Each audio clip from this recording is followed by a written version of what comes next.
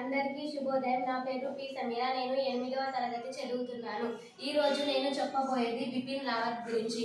భారతదేశ సైన్యాధికారిగా, భారత సాయుధ దళాల మొదటి చీఫ్ ఆఫ్ డిఫెన్స్ స్టాఫ్గా పనిచేసిన సైనిక వీరుడు బిపిన్ రావత్. ఈయన పూర్తి పేరు లక్ష్మణ్ సింగ్ రావత్. ఈయన 1958 మార్చి 16వ తేదీన ఉత్తరాఖండ్ రాష్ట్రంలోని పౌరీ జిల్లాలో జన్మించారు. రావత్ భార్య మధులిక రావత్. ఈయన సెయింట్ ఎడ్వర్డ్ పాఠశాల, కటక్ నేషనల్ డిఫెన్స్ అకాడమీలో చదువు పూర్తి చేశారు. సైన్యంలో ప్రవేశించిన రావత్ సెకండ్ లెఫ్టినెంట్ హోదా నుండి జనరల్ సిడిఎస్ హోదా వరకు ఎదిగారు. సైన్యాధిపతి హోదాలో పనిచేస్తున్నప్పుడు దేశ రక్షణ కోసం అనేక సంస్కరణలు చేపట్టారు. సీమాంతర ఉగ్రవాదాన్ని ఎదుర్కొనేందుకు కఠిన విధానాలను ప్రవేశపెట్టారు.